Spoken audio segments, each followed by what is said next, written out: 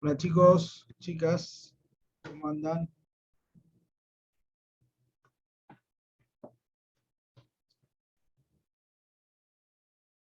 ¿Cuántos somos? ¿10?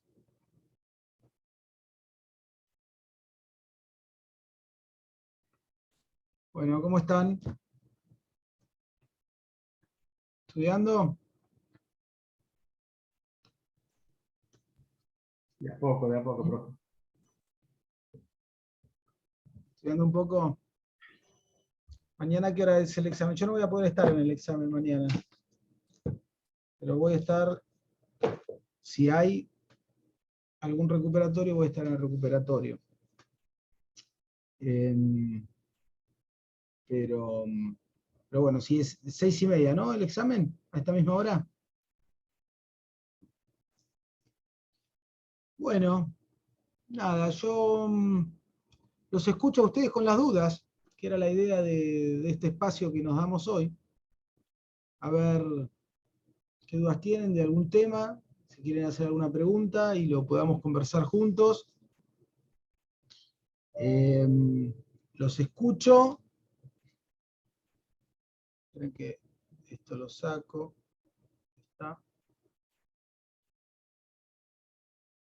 Así que díganme, de los temas más o menos, ¿los tienen más o menos todo claro? ¿Algunos que quieran conversar un poco? Díganme ustedes.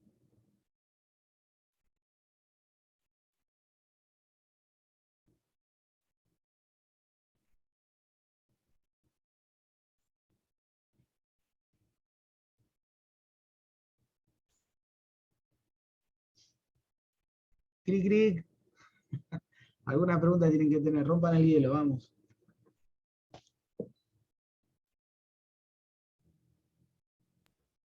Yo pregunta no es que tengo, sino que, por ejemplo, yo había preparado Poder Judicial, Sí, porque Agustín Velasco nos dijo como que preparar los otros dos era muy largo, sino elegir un solo tema que fuera de los otros dos, bueno, como que este era el más corto. está bien. Ponele. Sí, ponele. Pero para prepararlo no incluyo la unidad de consejo de magistratura, no, pues se hace muy largo. Yo te diría que prepares hasta una parte de Poder Judicial y no todo el Poder Judicial. Porque además no creo que llegues a hablar de todo el Poder Judicial, de Lo que toda la pasa es que nos unidad. dijeron que fueran, bueno, ayer Agustín nos dijo, de 3 a 5 minutos. ¿El qué? Esa es la regla de Agustín, no sé de dónde salió esa regla. Es que en realidad Riquet dijo de 5 a 7, y a mí de 5 a 7 me parecía como un montón. Yo no sé si Esa es la regla de el primer Richter. parcial no creo que haya estado ni siquiera tanto tiempo. No, pero eso, Entonces bueno, Agustín dijo no, de 3 a 5. no, qué sé yo, no está escrito en ningún lado. Son las preferencias de ellos y me parece bien, pero no se vuelvan locos con eso, con el tiempo. A ver, ustedes preparen, la idea de preparar algo es que ustedes puedan comenzar con el examen de alguna manera un poco más relajados porque saben que van a empezar a hablar de un tema que dominan un poco más porque lo estudiaron con un poquito más de preparación. Esa es la idea. Yo lo que les diría, no estudien, no preparen todo Poder Judicial. Por ejemplo, si vas a preparar Poder Judicial, prepara, no sé, cuál es la estructura del Poder Judicial, o prepara cuáles son las garantías las garantías de funcionamiento, para un funcionamiento independiente, o de imparcialidad de los jueces, o prepara competencia, me seguís, es decir, preparar algo más específico, manejarlo bien, y si voy a hablar de esto, te puedo asegurar que con cualquiera de esas cuestiones, si lo preparas bien, a los 10 minutos te tenemos que parar porque vas a querer seguir hablando. O sea que por el tiempo, además no se preocupen, porque el tiempo es algo que fluye y de última nos tenemos que preocupar nosotros que somos los profesores, que tenemos que tratar de encauzar el examen y tratar de que ustedes hablen de distintas cuestiones, de distintos temas en el examen para nosotros tener una idea de si estudiaron la totalidad de la materia o no. Pero yo les diría que preparen algún punto así, más específico, porque si me decís voy a preparar todo por judicial, y qué sé yo, no sé, me parece que te vas a complicar, porque es muy grande, más allá de que es una única unidad, es una unidad larga. Yo debo haber estado 3 clases para dar solamente por judicial, 3 o 4 clases, y porque resumí, porque no deja de ser un poder del Estado, todo, completo, entero, aun cuando saques consejo de la magistratura. O podés preparar, si querés, consejo de la magistratura, y hablar solamente de consejo de la magistratura. Pero, bueno, lo digo como ejemplo. Claro. Bueno, eso te diría yo. Ok. Pero bueno, no deja de ser una sugerencia. Vos sos libre de hacer lo que quieras, igual, Agustina. Si a vos te sentís más cómoda preparándolo de otra manera, hacelo. Yo te digo, No, no, es que honestamente no, yo para el primer examen no preparé un tema. bueno, Y también esta va a ser la segunda vez que rindo oral, o sea, entonces como, sí, entiendo. Bueno, pero bueno, con esto ya me, con más razón te diría entonces. Trata de apuntar algo más específico. El resto, por supuesto, estudien toda la materia, pero si ustedes quieren comenzar pisando firme, pisando sobre seguro, bueno, traten de ser un poquito más específicos y sentirse un poquito más seguros en esa instancia inicial del examen.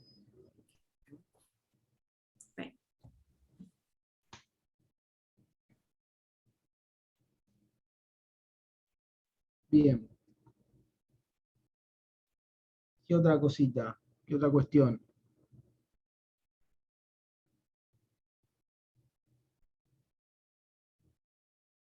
¿Mm? ¿Algún tema que no hayan comprendido del todo, que todavía les genere alguna duda a pesar de que lo leyeron? Profesor, Sí, sí, yo lo que no Federico. entendí muy bien es lo de los órganos extrapoder. Tuvimos una clase con Jiménez, creo que era, pero no lo entendí muy bien. A ver, concretamente, ¿qué es lo que no entendiste?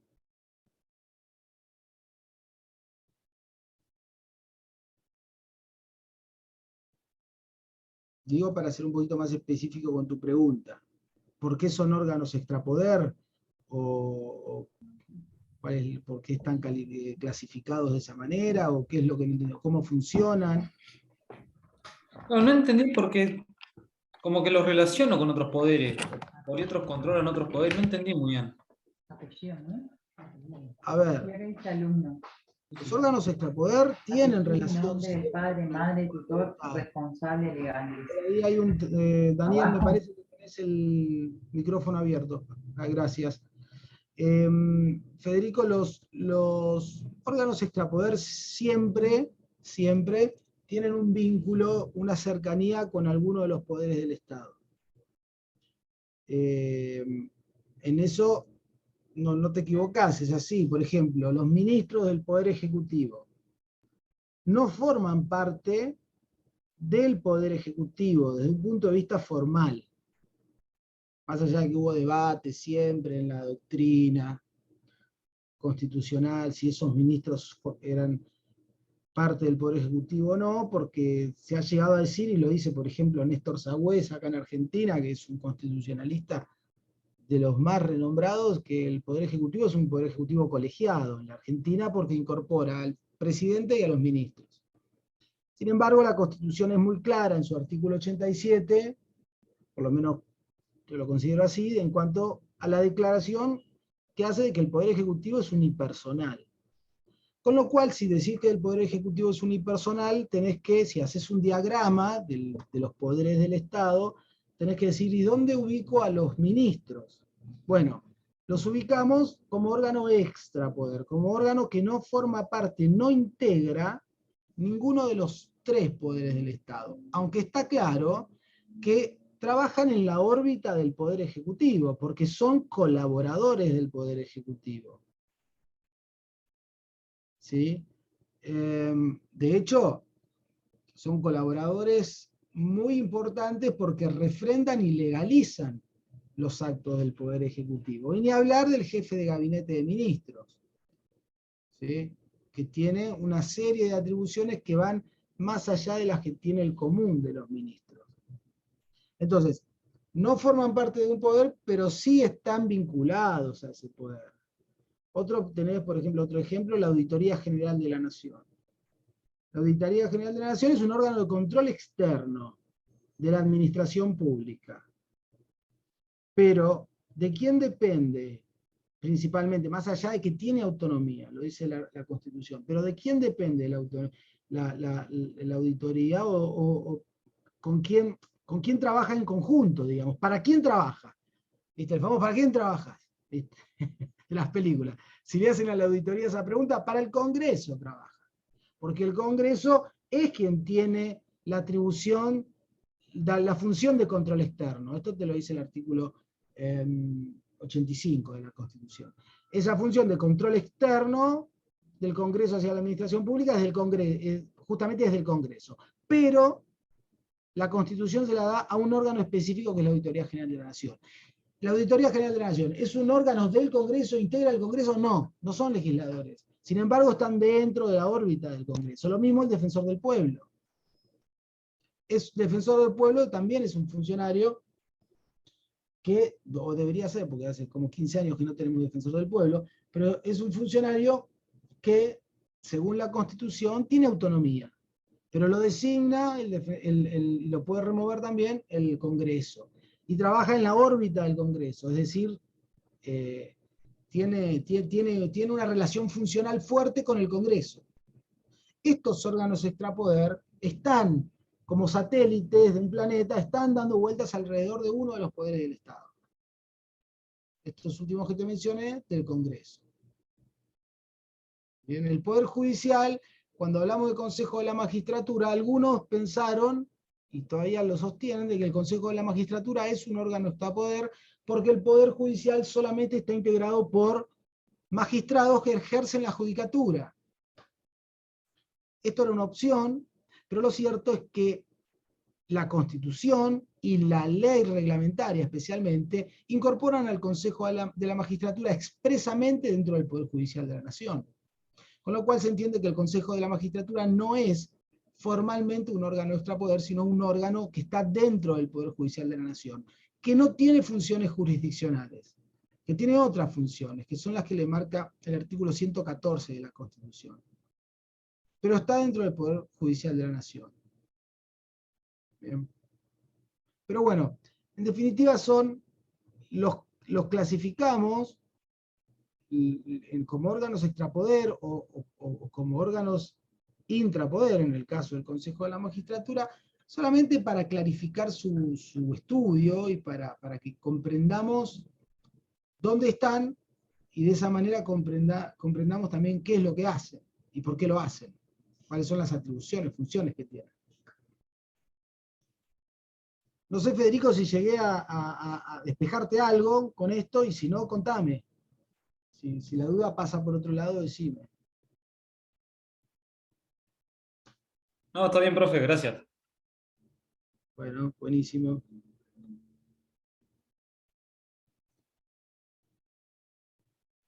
¿Alguna otra?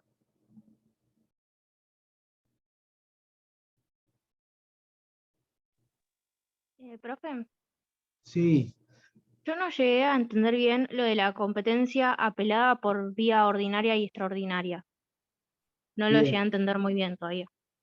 Mirá, básicamente la idea es la siguiente. Hay dos maneras dentro de la competencia apelada. ¿Entendés a lo que nos referimos cuando hablamos de competencia apelada? Eso es importante que lo entiendas porque es la manera, digamos, la competencia apelada es la manera de llegar a la Corte a través de las sucesivas instancias. Acordate que vos podés llegar a la Corte por vía originaria, que son los casos que te denuncia el artículo 117 de la Constitución, o podés llegar a la Corte por la vía apelada o por apelación.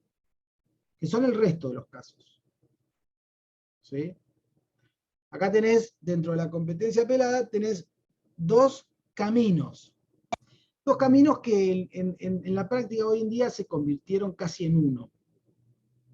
Los dos caminos son la competencia ordinaria, perdón, el camino de la apelación ordinaria, y por el otro lado el camino de la apelación extraordinaria. Digo que los dos caminos hoy prácticamente son uno, porque en realidad el más habitual para llegar a la corte es el de la extraordinaria, a pesar, o sea, es la paradoja del modo de designarlo. La extraordinaria debería ser justamente el más extraordinario en llegar a la corte, y la ordinaria el común. Pero en términos cuantitativos, tenemos que decir que no, que la extraordinaria es más común que la ordinaria. ¿Por qué? Porque la competencia apelada ordinaria quedó reducida a determinados supuestos de ley muy específicos. Ustedes me pueden decir, ¿y por qué entonces es ordinaria? Es ordinaria porque si se cumple ese requisito de ley, por ejemplo, si hablamos de una causa yo ahora no recuerdo los supuestos exactamente, pero si hablamos de una de las causas que menciona el artículo, la ley 48, en materia de jurisdicción marítima era uno de los casos, si mal no recuerdo,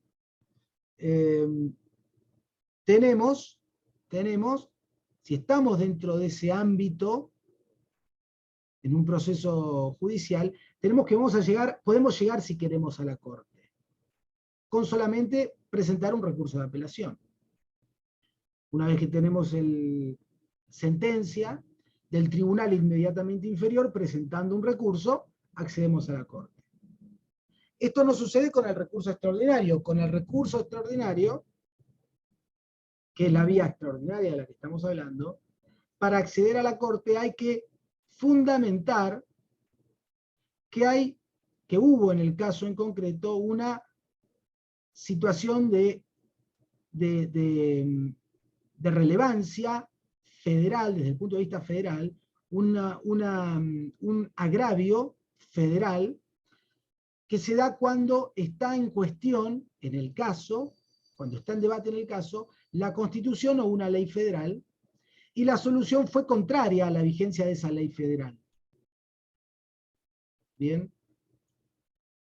Yo sé que es difícil de entender, pero en definitiva tampoco es necesario que ahonde mucho en los recaudos o en los requisitos del recurso extraordinario, porque esto lo van a ver en otra materia, en Derecho Procesal Civil. Lo que me interesa que sepan es que en esta vía extraordinaria, ustedes tienen que, el día de mañana, como abogados, tienen que convencer de alguna manera a la Corte de que el caso que ustedes le presentan es un caso que la Corte debe tomar.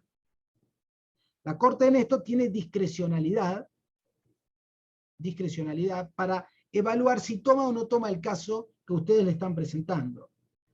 Por supuesto que hay reglas, especialmente reglas jurisprudenciales, ya consolidadas de la Corte desde hace muchísimos años, que los abogados saben que deben cumplir para que podamos convencer a la Corte de que ese caso puede acceder al tribunal por vía extraordinaria. Esto no es necesario con la vía ordinaria, que les mencionaba antes. Con la vía ordinaria basta con que el caso sea uno de los que menciona la ley para acceder a la Corte, ¿me entienden? Y la Corte tiene la obligación de tomarlo. Esto ocurría antes, fue muy común a partir de la década del 90, ¿saben con qué? Con los reajustes de haberes. No sé si se los comenté en la clase. Creo que no. Los reajustes de haberes se había modificado la ley de competencia de la Corte y se había establecido que una vez que tuvieran sentencia de la Cámara Federal de la Seguridad Social, que es el máximo tribunal en materia de seguridad social en el país, por lo menos lo eran en aquellos años, una vez que se obtuviera sentencia, el jubilado contra el ANSES, haya una sentencia sea a favor del jubilado o sea a favor del ANSES, se podía apelar directamente ante la Corte, a través de un recurso ordinario. Entonces, generalmente perdía la ANSES estos juicios de reajustes de haberes.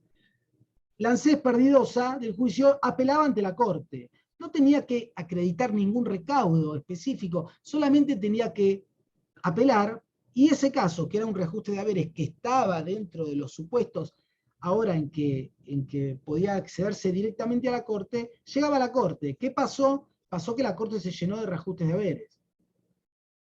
Y pasó que los jubilados, por supuesto, tardaban muchísimos más años en obtener una sentencia judicial firme, porque necesitaban para eso la sentencia de la Corte.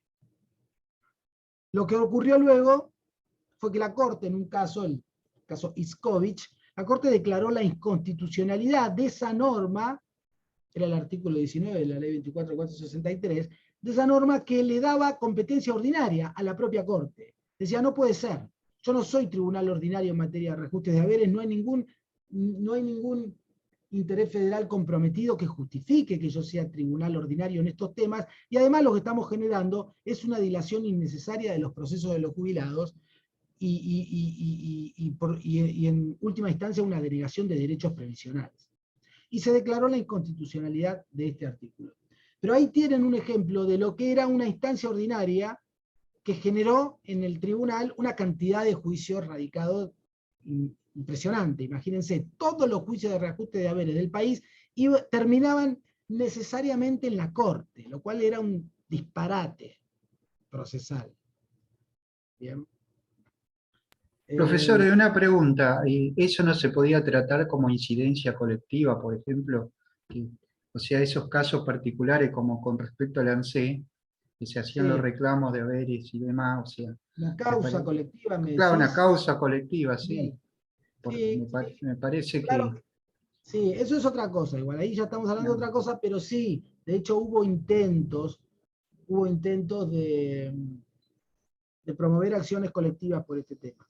Pero ya nos iríamos a otro tema, si hablamos de eso, creo que no forma parte, después si querés lo conversamos, pero hubo un par de casos, uno seguro del defensor del pueblo de la nación, que interpuso una acción colectiva y la Corte se lo rechazó, a fines de los 90, sobre este tema. Por supuesto que una causa colectiva hubiera resuelto la situación de todos los jubilados del país, pero la Corte lo rechazó porque entendió que no estábamos frente a derechos de incidencia colectiva, que son los del artículo 43 de la Constitución, sino que estábamos frente a derechos individuales. ¿Sí? Bueno, pero esto ya nos vamos de tema, discúlpame Daniel, pero nos iríamos mucho de tema. No, Pero no pasa nada. No. Lo que me interesa es la que me preguntó Keila, ¿no? Vos me preguntaste, no sé si te clarifiqué un poco el tema del recurso ordinario y el extraordinario, cuál sería la diferencia entre los dos caminos. En el extraordinario, recordá que se tiene que acreditar la existencia de un caso federal, que es un caso que se da cuando está comprometida la interpretación de la Constitución y de las leyes federales. Y esa interpretación es en contra de la vigencia de las leyes federales. Y ahí, si se llega a convencer a la Corte de que es un caso que tiene relevancia institucional para llegar al tribunal, bueno, llegas al tribunal. Pero es extraordinario, como dice el propio nombre del recurso. ¿Sí? Entonces, Keila, si te Sí, ya me quedó claro. Gracias. Alegro.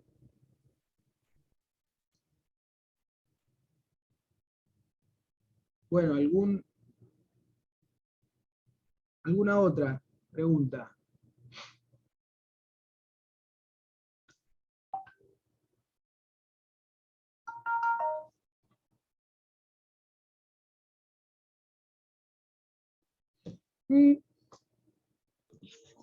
Hola, Sí, Juan, ¿cómo andás? ¿cómo andas? ¿Todo bien? Bien, bien. Me alegro. Tengo una duda. En realidad no terminé de entender bien el proceso del artículo 81 de el tema de las mayorías cuando el proyecto es rechazado por una de las cámaras. O sea, el proyecto entra por la cámara de origen, pasa a la cámara revisora, esa cámara revisora lo rechaza parcialmente y vuelve a la cámara de origen, esa cámara de origen necesita, o sea, tiene que revisar las reformas que le hizo la cámara revisora. Y Juan, igual, espera, antes que sigas, te hago una Sí. corrección ahí en la descripción que venís haciendo, que está relativamente bien, pero hay algo que quizás es lo que ya veo que te está confundiendo. La cámara revisora no rechaza parcialmente. La cámara revisora, en el ejemplo que vos me das, aprueba el proyecto con reformas, que es otra cosa. Porque cuando la cámara revisora, cuando la cámara revisora te rechaza el proyecto, se acabó, se terminó la discusión. El proyecto no puede continuar hasta las sesiones del siguiente año. del año ¿Okay? siguiente. Entonces vos acordate que cada cámara aprueba o rechaza el proyecto. No hay medias tintas con esto. La cámara de origen comienza el tratamiento de un proyecto. ¿Lo aprueba o lo rechaza? Punto. Si lo aprueba, pasa a la cámara revisora. La cámara revisora lo mismo, lo aprueba o lo rechaza. Pero si lo aprueba, tiene la posibilidad de aprobarlos con reformas. Pero ya lo aprobó. ¿Me seguís? Entonces, como lo aprobó con reformas, no se puede mandar ese proyecto a promulgar al Poder Ejecutivo, porque tiene reformas que necesariamente tiene que revisar la Cámara de Origen. Entonces ahí es cuando el proyecto vuelve a Cámara de Origen. Y ahí tenés dos escenarios. Que la Cámara de Origen acepte las enmiendas que le hizo la Cámara Revisora, o que no las acepte e insista con su proyecto original, la Cámara de Origen. ¿Me seguís? Y ahí es cuando empieza a jugar, en este segundo escenario, cuando empieza a jugar el tema de con qué mayorías aprobó la Cámara Revisora el proyecto con reformas. Porque si lo aprobó con una mayoría agravada de dos terceras partes, esa va a ser la mayoría que va a necesitar empardar la Cámara de Origen para sostener su proyecto. Y en cambio, si lo aprobó con una mayoría absoluta, con la misma mayoría que se aprueban todos los proyectos, esa va a ser la mayoría que tendrá que alcanzar la Cámara de Origen para insistir y sostener su proyecto. Perfecto. Y lo que no puede la Cámara de Origen es rechazar su propio proyecto. No puede rechazar su propio proyecto, exactamente. Perfecto, clarísimo. Bueno, me alegro. Profesor, doctor, Sí, le hago una consulta con respecto a lo que sigue Juan, pero en caso de que sea vetado una sanción de ley. Se ha hecho, o sea, pasan por las dos cámaras y el presidente, el Poder Ejecutivo, sí. veta, y eso vuelve a cámara, digamos, al Poder Legislativo para un nuevo tratamiento. Y en ese caso, después, No, o no. el presidente, o no. O no, Juan, de Daniel, Daniel. perdón.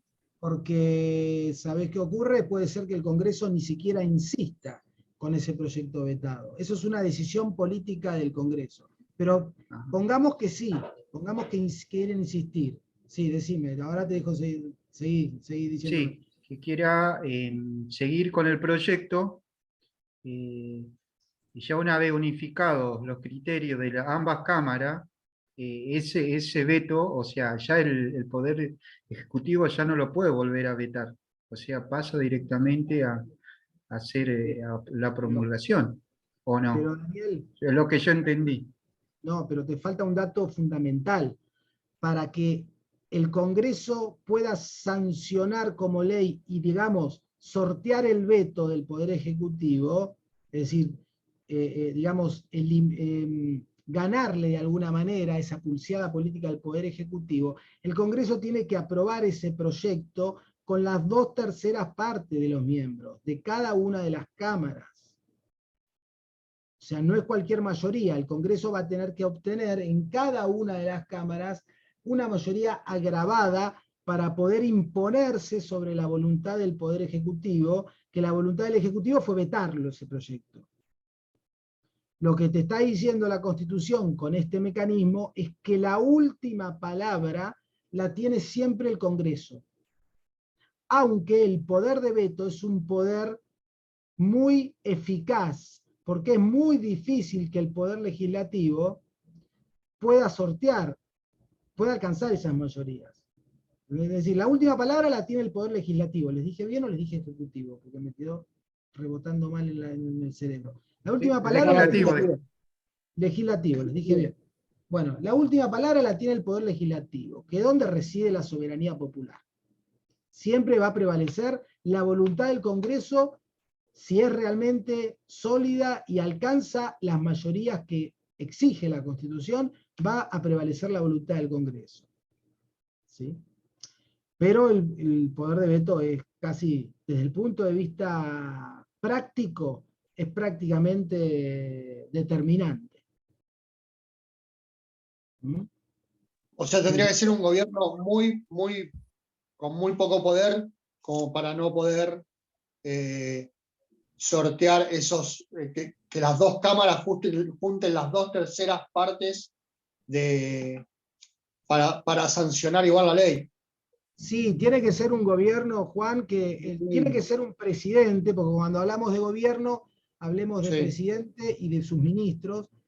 Tiene que ser un gobierno y un presidente con muy pocos aliados en el Congreso, o quizás ser un tema quizás que sea transversal a las ideologías políticas. Por ejemplo, temas religiosos que se vinculen con creencias religiosas, o pueden llegar a hacer coincidir determinadas voluntades dentro del Poder Legislativo por sobre la del presidente, y a quebrar la disciplina partidaria que es muy común en las democracias modernas. ¿Sí? Acá la disciplina partidaria no solamente ocurre en la relación entre los legisladores del Congreso y el presidente en la Argentina, es un factor bastante común en el mundo, más allá de que cada sistema político tiene sus particularidades. Pero un presidente generalmente sabe que los legisladores de su partido lo van a acompañar. Bueno, nosotros somos testigos de que en este gobierno el presidente justamente tuvo dificultades con este tema, con el tema de la disciplina partidaria en una porción de la coalición política que integra el gobierno. Pero no son, digamos, las situaciones más comunes. ¿Sí? Pero bueno, puede darse la situación esa. Todo depende de la coyuntura política.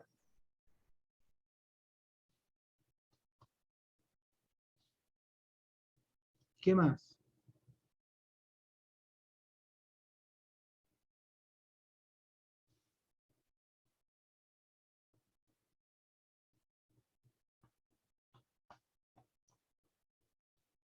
¿Alguna otra? Sí, con respecto, profesores, con respecto al tema de los ministros, ¿sí? O el Sí. jefe de gabinete que tiene que dar una explicación, creo que cada mes al Congreso. ¿Es Sí. necesario hacerlo todos los meses o Sí, eso primero, queda a criterio? tenés que saber, Daniel, que es el jefe de gabinete el que tiene esa obligación, no todos los ministros. Acá es un mecanismo de control que es similar, pero no es igual respecto de los ministros y del jefe de gabinete. Es un mecanismo de control del Congreso. Respecto del jefe de gabinete es muy clara la Constitución. El jefe de gabinete tiene que ir periódicamente, es decir, una vez por mes, alternadamente a cada una de las cámaras. ¿Bien? Alternadamente, es decir, este mes va a la Cámara de Diputados y presenta un informe. Y a la vez se somete a preguntas que le van a hacer los diputados. El mes siguiente le toca a la Cámara de Senadores, presenta un informe y a la vez se somete a las preguntas que le hacen los senadores. Y así alternadamente durante el periodo de sesiones ordinarias. ¿Está bien? Lamentablemente esto se cumple bastante poco en nuestro país. Hubo jefes de gabinete más propensos a ir a cumplir con su obligación constitucional, y hubo jefes de gabinete que directamente no lo han hecho. Yo recuerdo que en las estadísticas figura Aníbal Fernández, creo que como el jefe de gabinete que nunca cumplió con esta obligación constitucional. Creo que era él, el jefe de gabinete, que nunca lo había hecho. Otros lo hicieron poco, otros lo cumplieron más. Es una obligación constitucional y se tiene que cumplir. En cambio, con los ministros, no tienen esa obligación, pero si los convoca alguna de las cámaras a que den explicaciones presenciales, deben acudir, deben presentarse ante la cámara que los convoque, a los mismos efectos que estamos hablando del jefe de gabinete. También la Cámara le puede llegar a pedir informe escrito a los ministros sin necesidad de una presencia personal, digamos. Valga la redundancia, ¿no? Pero las cámaras pueden obligarlo es una forma de decir, obligarlo políticamente a que se presente, ¿sí? Recuerden que los ministros son susceptibles de juicio político. O sea que si no se presentan, si no cumplen con el pedido de la Cámara, pueden ser sometidos a juicio político, siempre hablando desde el punto de vista teórico. Perdón, tengo otra consulta. Sí, Juan. El vicepresidente es el presidente del Senado. Ujú. El presidente está de viaje, el vicepresidente ocupa el lugar del presidente, Ujú. entonces el Senado elige de uno de sus miembros alguien que lo reemplace. Ya tiene ley. Sí.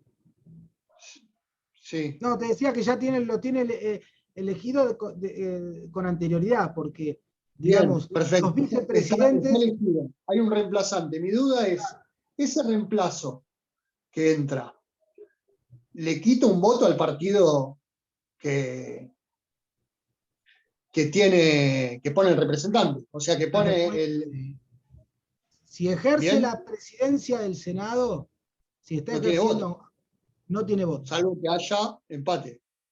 Exactamente. Esto es una de las dificultades que se suscitan cuando renuncia el vicepresidente, que ha pasado, Claro. que hay alguna provincia o algún partido que se queda sin un voto. Gana la presidencia, o sea, el partido, siempre las fuerzas políticas, tener la presidencia de una de las dos cámaras es importantísimo. Es más importante tener la presidencia que perder un voto, ¿no? Pero la realidad es que sí, mientras sea presidente del Senado, ese vicepresidente, digamos, o ese senador que tuvo que hacer las veces de presidente del Senado, no puede votar. No sé si me pudiste escuchar, Juan, porque veo que estás ahí con un tema de Sí, cable. me estoy quedando sin batería.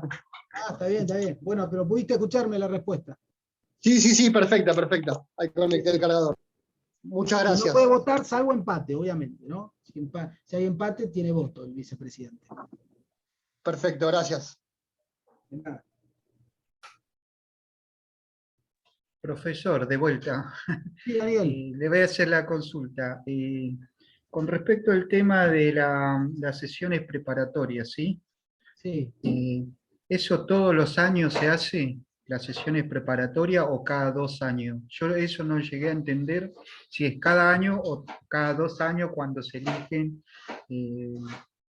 elige para renovar bancas de Cámara de Diputados y de Senadores. Claro, es que en principio es cada 2 años, porque las sesiones preparatorias tienen como finalidad tomarle la jura a los nuevos legisladores, que los vas a tener cada 2 años, y también designar las nuevas autoridades de las cámaras y de las comisiones como consecuencia de la nueva elección. Bien. Salvo que haya alguna cuestión que justifique para los legisladores, llamar a sesiones preparatorias por alguna cuestión, porque podrían hacerlo, no veo por qué no, porque las cámaras son autónomas en este punto.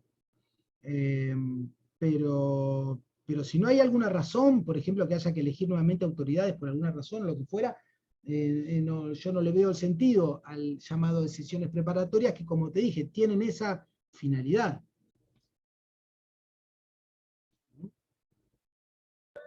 Sí, sí, entendido. No, porque yo lo tenía claro, claro no, porque lo había leído que era cada año, pero puede ser que por eso, por un motivo u otro, o elijan cargos, o cargos de comisiones, o tal vez. Claro, si tienen que renovar autoridades, sí tiene lógica el llamado a sesiones preparatorias. O quizás para establecer la agenda parlamentaria, para ponerse de acuerdo los presidentes de los diferentes bloques en cuál va a ser la agenda parlamentaria, cuándo van a ser las reuniones, las sesiones ordinarias. Lo podrían hacer para eso. Yo realmente desconozco si lo hacen todos los años en la práctica. Desde el punto de vista de la teoría constitucional, te digo, no hay inconvenientes de que lo hagan, pero tendría que estar justificada. La sesión preparatoria tiene que ser para preparar algo. Pero si no tenés nada que preparar, no tiene sentido que exista. ¿Sí? O sea que las tres principales son las ordinarias, las extraordinarias y las de prórroga. Las preparatorias medio como que... Las preparatorias son, digamos, ordenatorias del trabajo parlamentario y son importantes para tomar juramentos a los nuevos miembros y ejercer ese juicio, digamos, de admisión que tienen las cámaras, ese control de la admisión de los nuevos legisladores, el famoso control de los títulos, que en realidad hoy es una formalidad porque el control de los títulos lo hace la justicia electoral, ya no lo hace más el Congreso. Pero sí, las otras sesiones, las sesiones ordinarias, las extraordinarias, las de prórroga, tienen que ver con la actividad legislativa del Congreso, ya con la función propiamente legislativa que ejerce el Congreso. Legislativa, de control, otro tipo de funciones, ¿no? Pero no con una cuestión no con una cuestión ordenatoria. Es más formal es más formal, de un tinte formal las preparatorias. Claro, tiene que ver con eso, tiene que ver con, digamos, poner la casa en condiciones para después poder trabajar tranquilamente. El tema de las autoridades es importante, porque si no hay autoridades, no hay quien disponga la agenda de las comisiones, no hay quien disponga quien disponga el orden del día, es imposible trabajar sin autoridades, por ejemplo, que es algo Claro, que obvio. se hace en las sesiones preparatorias. Si no están las autoridades designadas, también algo que parece que es una tontería, pero muchas veces no lo es, el reparto de las oficinas. Pues ha llegado a haber digamos, peleas importantes entre los legisladores por el reparto de las oficinas del Congreso, que son limitadas y no alcanzan, dentro del propio edificio del Congreso, no alcanzan para todos, entonces algunos se tienen que ir afuera del Congreso y nadie quiere irse afuera del Congreso, quieren tener las oficinas ahí adentro. Pero bueno, eso también genera problemas y ruido y se resuelve en estas sesiones preparatorias. Bien.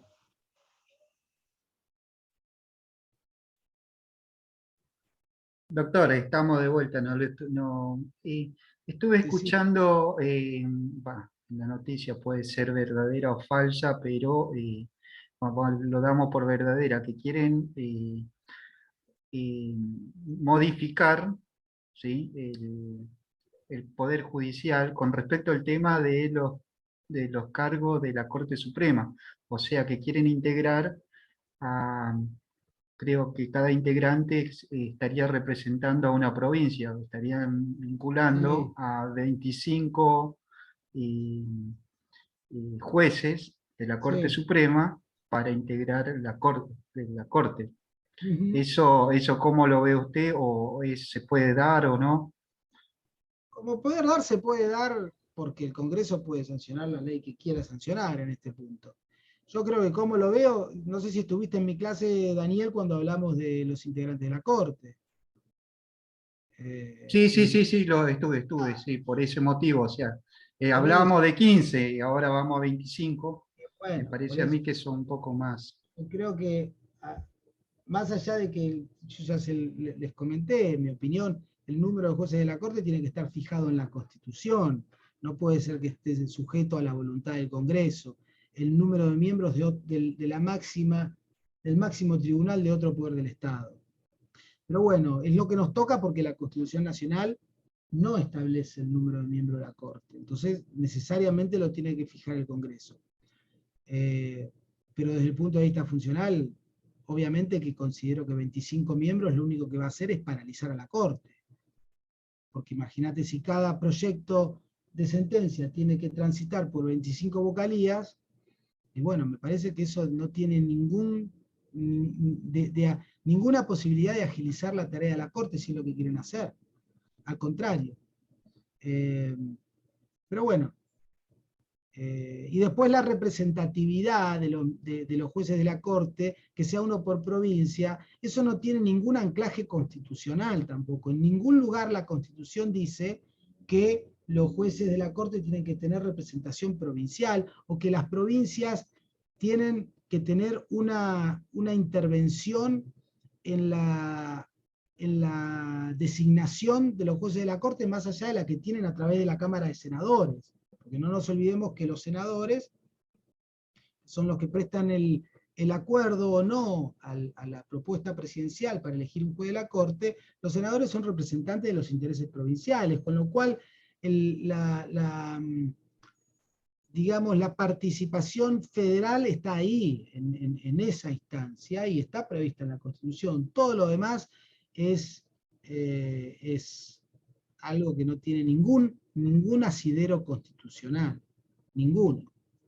Pero bueno, habrá que ver si sale la ley, y si sale la ley, como siempre, habrá que ver si eso es practicable, es posible llevarlo a la práctica, cosa que en mi opinión personal dudo bastante. ¿Sí? Pero bueno, habrá que ver cómo se desarrollan los acontecimientos, Daniel.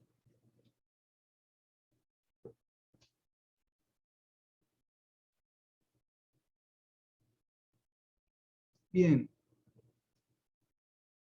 ¿Alguna otra? Chicos. Profe, yo tenía otra pregunta. Sí, Keila. Sobre el juicio de la elección realizado por las cámaras. ¿A qué se Sí. referiría con eso? El juicio de la elección, acordate, está en la Constitución igual, si mal no recuerdo, en el artículo 66, soy muy malo para la memoria de los artículos, pero creo que o 64 o 66 por ahí anda, es la atribución que tiene cada una de las cámaras de aceptar o no aceptar los títulos que trae cada legislador luego de la elección. ¿Qué son los títulos? Es la constancia que tienen de que ellos han sido electos en la última elección como diputados o como senadores. Es una cuestión formal, que hace a la legalidad de los títulos, a las condiciones requeridas por la Constitución para integrar la Cámara, y digamos, este control formal lo tienen las cámaras, y hoy digo que es formal porque hoy este control ya está hecho por la justicia electoral, antes y después de la elección, con lo cual ya es una facultad, digamos, delegada de alguna manera a la justicia, al Poder Judicial a través de la justicia electoral. Después hubo algunos casos muy sonados en 2006, 2007, si mal no recuerdo, donde la Cámara de Diputados en particular, quiso extender este juicio de las elecciones a un análisis sobre la idoneidad moral de los integrantes. Acá me refiero a dos casos que fueron los casos Patti y el caso Guzzi, donde la Cámara de Diputados dijo, está bien, reúnen las condiciones formales porque han sido electos por el electorado, por un partido político, cumplen las condiciones para ser diputados que establece la Constitución, pero no tienen idoneidad moral porque fueron represores en la última dictadura militar. Esto generó que la Cámara de Diputados no los acepte como diputados, aun cuando habían sido electos por el voto popular, lo cual fue bastante polémico desde el punto de vista democrático, y tuvo dos fallos de la Corte esta cuestión, justamente los fallos Guzzi y los fallos Patti, donde la Corte señaló que las cámaras no pueden hacer ese juicio de la idoneidad de los legisladores que ingresan, porque ese juicio lo hace el electorado, lo hace el pueblo cuando vota. Entonces las cámaras no pueden arrogarse esa función. Pero bueno, es eso básicamente, es esa atribución que tienen. Si están dadas las condiciones, la Cámara entonces les presta juramento, les toma juramento a los nuevos legisladores. No sé, Keila, si puede responder. Sí, ya entendí, muchas gracias. Una consulta en torno a esto. Cuando, ya sea porque remueven un participante de cualquiera de las dos cámaras, un miembro de cualquiera de las dos cámaras, ya sea por desorden de conducta o por inhabilidad física o moral, ¿cómo es el proceso para cubrir de nuevo esa vacante? ¿Te referís al Congreso? Sí. Mirá, en realidad la Constitución dice algo que no se cumple. Dice que se debe llamar a una nueva elección. Esto no se cumple y es razonable que no se cumpla, porque imagínate que movilizar una elección para cubrir un cargo de legislador es un desgaste en dinero, en tiempo innecesario. Entonces, ¿qué se hizo? ¿Qué se resolvió desde el punto de vista electoral? Que haya suplentes. Entonces, siempre tenés atrás de cada legislador un suplente. Esos suplentes están en las boletas que todos votamos al momento de la elección. Quedan, digamos, en un orden de expectativa de determinados ciudadanos para, en caso de que haya alguna vacante por algún motivo, ese partido político tenga su suplente, porque las bancas en ese punto son de los partidos. Los partidos políticos son los que definen quién va a hacer el reemplazo. Perfecto, gracias. No, de nada, Juan. ¿Alguien más quería hacer Profe, una pregunta? Diga alguien por ahí. una consulta. En caso de acefalía, lo que no me queda claro es, bueno, acá dice que hay un orden de sucesión donde el presidente provisional del Senado sería el primero, el segundo el presidente de la Cámara de Diputados y el tercero el presidente de la Corte. Pero después dice que el Congreso elige una autoridad para suplantar a la cefalía. ¿Cómo sería eso? Mirá, vos tenés que tener en cuenta lo siguiente. En realidad ese orden de sucesión que mencionaste, que es el que marca la ley de acefalía, es para una etapa muy transitoria, muy cortita, que debería durar 48 horas nada más. Es decir, renuncia el presidente y el vice, ponele que renuncian los dos juntos. Por eso tenés situación de acefalía, porque no tenés ninguno de los dos. Claro. Entonces, ponele que no tenés ninguno de los dos. Inmediatamente, ¿qué hizo el Congreso? El Congreso sancionó una ley para tener eso ya resuelto, para, digamos, tapar el incendio de alguna manera, que implica estar acéfalo sin un poder ejecutivo, tapar el incendio de manera automática.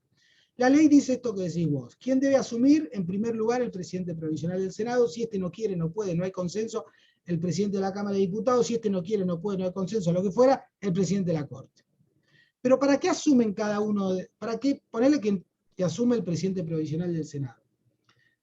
¿Para qué asume? Asume solamente para hacer lo que realmente es lo que hay que hacer cuando tenés acefalía, lo que sería, digamos, sí, el procedimiento para reemplazar a los renunciantes, que es convocar a la Asamblea Legislativa, es decir, a las dos cámaras del Congreso conjuntamente, eso es la Asamblea, para que la Asamblea Legislativa elija al sucesor. ¿Me seguís? Sí.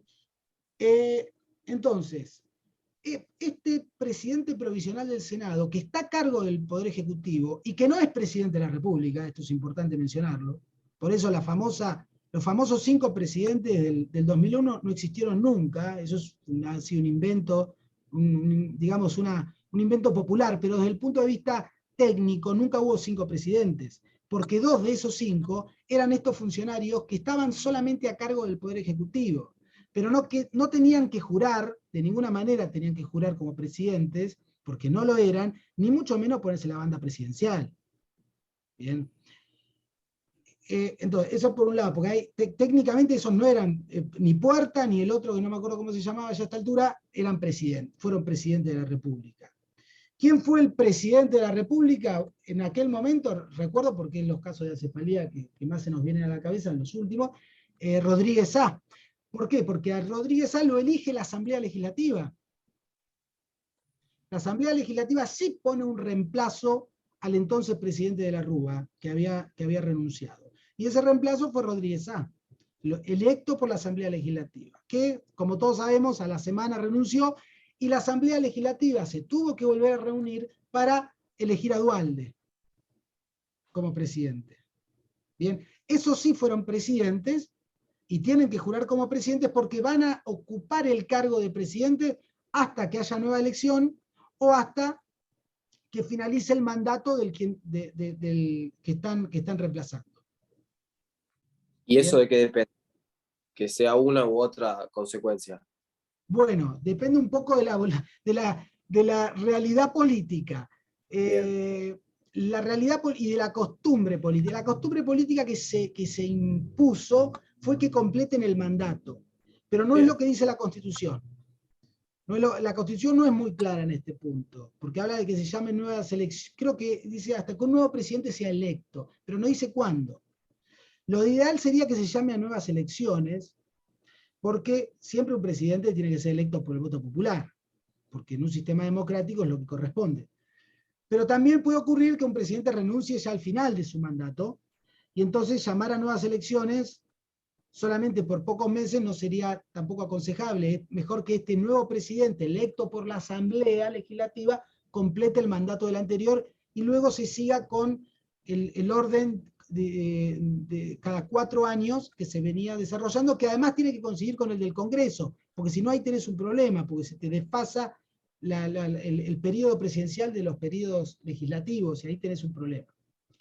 Pero bueno, retomando un poco a tu pregunta, acordate que esta línea sucesoria que marca la ley de acefalía tienen como objetivo esos funcionarios solamente llamar a la Asamblea Legislativa para que se reúna y en 48 horas elijan un nuevo presidente.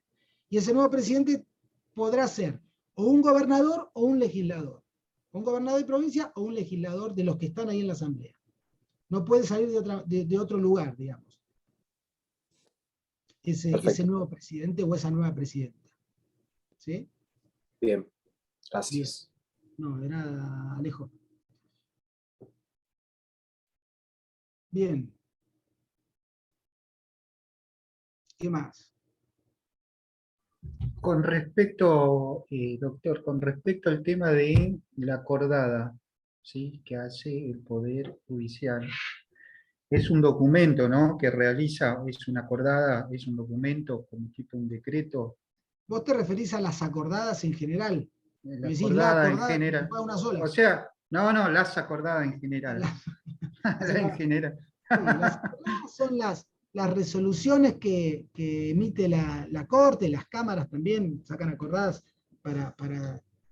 con vigencia dentro de su jurisdicción para la administración y gobierno del Poder Judicial. Es eso. Son más que nada resoluciones administrativas, de orden interno, por supuesto. Siempre de orden interno. Esas son las acordadas. Ah, bueno. No, pensé que era como que autorizaba algo o avalaba algo con respecto al tema, por ejemplo, sobre el tema del golpe de Estado de 1930, que bueno, hubo una acordada, bueno. con respecto a que avalaba a ese poder. Sí, bueno, ahí Por hubo eso, una tristemente célebre acordada de la Corte de aquel momento. Pero bueno, eso más que nada fue una manifestación, una expresión política de la Corte de aquel momento. Que lo tuvo que hacer por acordada porque no puede dictar una sentencia en abstracto diciendo este gobierno es legítimo. Lo hizo por acordada, ratificando la legitimidad del golpe, un hecho muy triste desde el punto de vista institucional de la Corte de aquel momento. Lo que tenía que haber hecho la Corte es renunciar, pero nunca justificar un golpe de Estado. Pero bueno, eso sí, esa es la acordada. Después hubo otra similar, no recuerdo en cuál golpe, si en el golpe del 43. Ahora no recuerdo. Pero bueno, hubo otra acordada similar en otro golpe. La más recordada El es 57, creo que en el 57 con Agustín, el golpe fue en el 55. al 55. En el 55 el golpe a Perón, pero ahí sí renunció la corte del gobierno peronista. Ahí se modificó la corte. No en todos los golpes militares hubo reemplazo de la corte, digamos, renuncia a la corte. En el 55 sí lo hubo, porque era una corte, digamos, afín al gobierno que había sido derrocado, con lo cual era lógico que en aquel caso la corte renuncie frente a un golpe de Estado. ¿Sí? Era una corte que no iba a admitir un golpe de Estado, como había sido el del 55, un derrocamiento, y bueno, renunció. En el 76 también la corte fue removida. Ahí tenemos otro ejemplo. Ahí tampoco hubo acordada. En el 76 fue removida y el gobierno militar puso otra corte de justicia.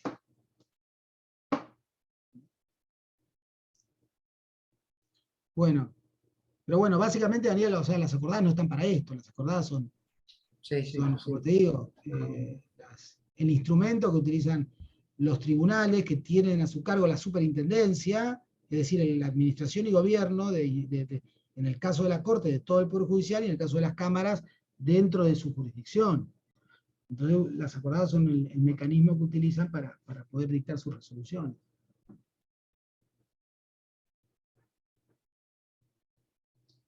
Bien. Por ejemplo, cuando es la...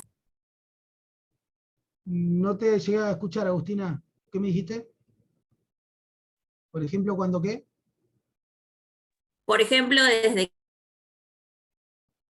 qué Uy, fecha hasta qué fechas se entrecorta. se escucha, ¿no? No, se entrecorta. Te escuché, por ejemplo, desde qué fechas a qué fechas, y ahí te perdí.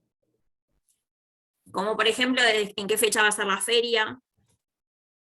Ah, sí, claro. Sí, claro. Eso es una acordada. O cuando fue eso sale que por había acordada. distintos papeles y unificaron todo a 4, los márgenes, y eso también fue por acordada. Sí, claro.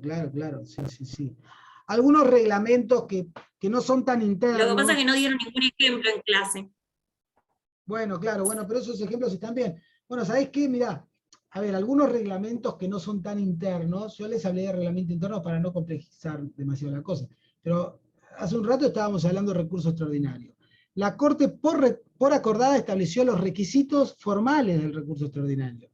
Cuando eso debería estar en nuestro sistema, debería ser por una ley del Congreso que establezca. Pero la Corte lo hace quizás siguiendo el modelo de la Corte de los Estados Unidos. No sé, ustedes saben que en Estados Unidos la Corte Suprema dicta las normas procesales, no el Congreso.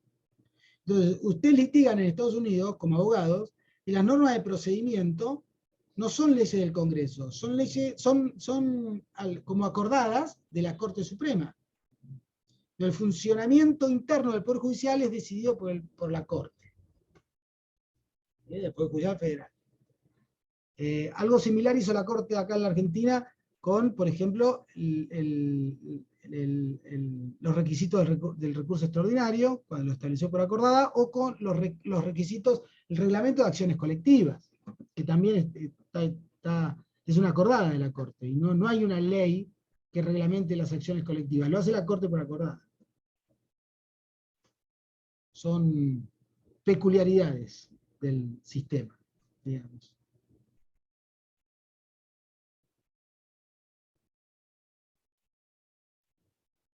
¿Qué más? ¿Alguna otra?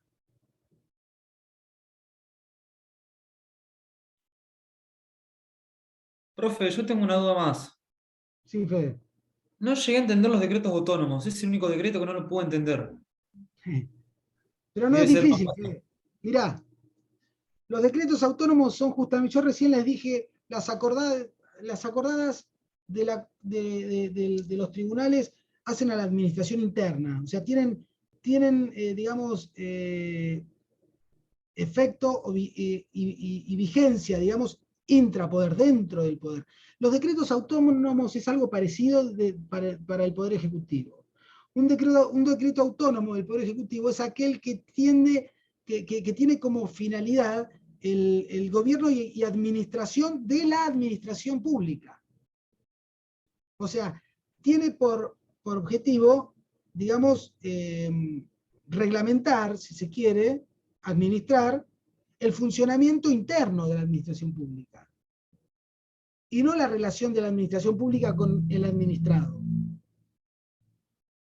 Por ejemplo, el pago de sueldos y eso.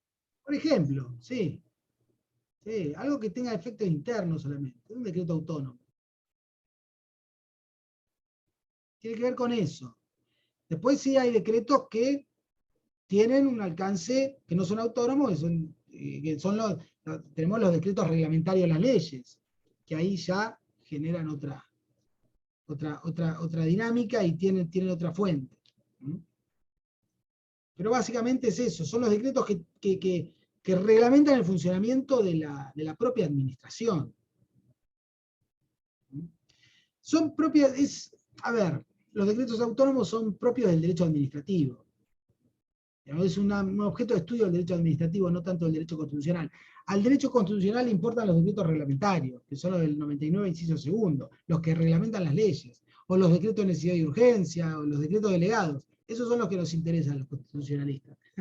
Los autónomos mucho no.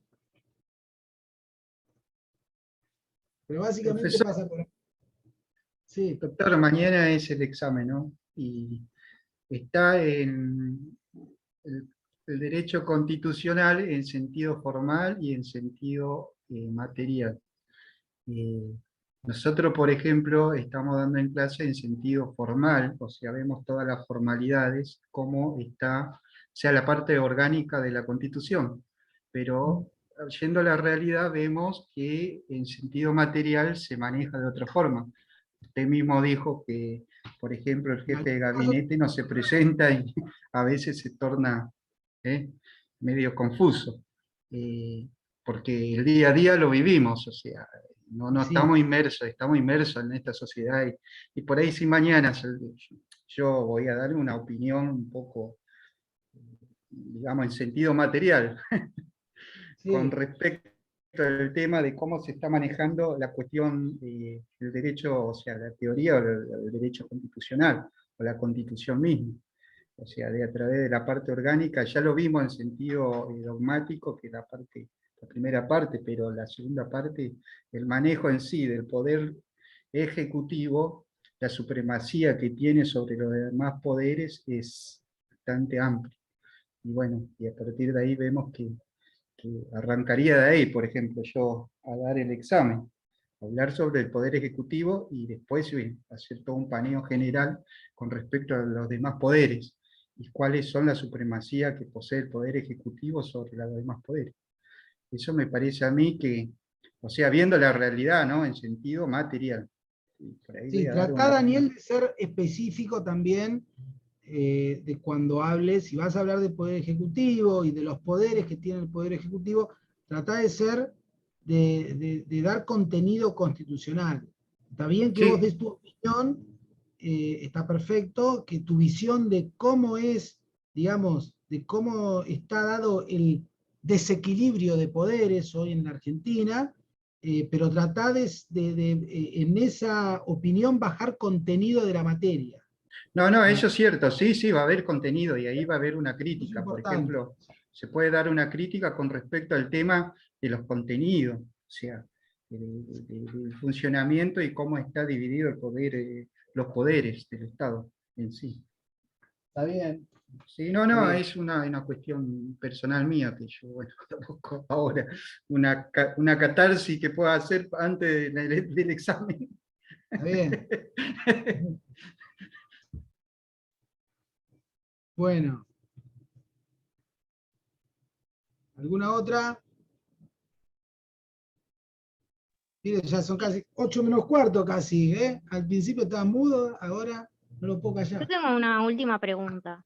Sí, Keila, decime. Es la última, lo juro. No hay La problema. designación de los jueces inferiores, con el tema de Sí. que los magistrados, el Consejo de la Magistratura propone ternas para que el presidente, creo, del Poder Ejecutivo las apruebe. ¿A qué se refiere con las ternas, con proponer? Las ternas son 3 jueces, por eso lo de terna, 3 postulantes a jueces que surgen de el concurso de oposición y antecedentes que se celebra en el Consejo de la Magistratura. Esto lo vimos en la clase de consejo y en la de antes lo vimos, cuando vimos por judicial. Tenés una primera etapa, donde tenés en el Consejo de la Magistratura un concurso de oposición y antecedentes. De ese concurso surge como resultado que hay 3 postulantes que obtuvieron el mayor puntaje.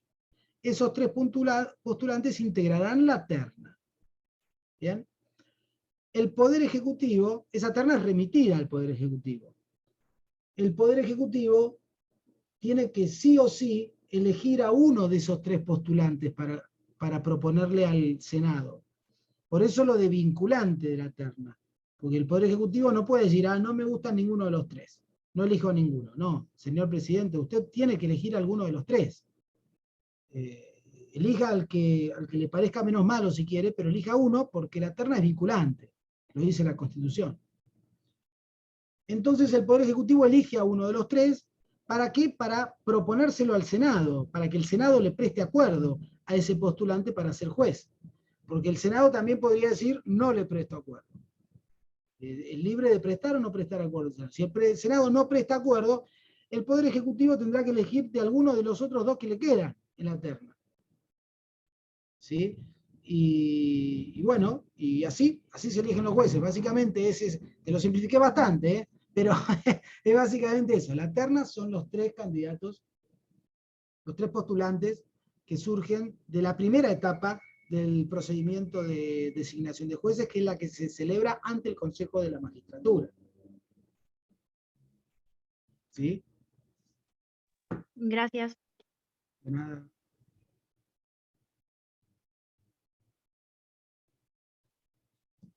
¿Alguna otra?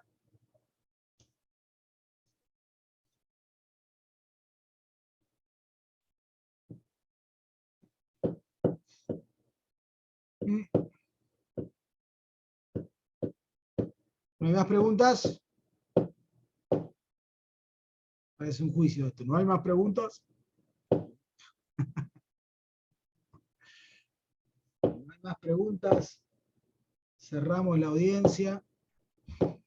Vamos. Chicos, mucha suerte para todos. Mañana. Bueno, Juan.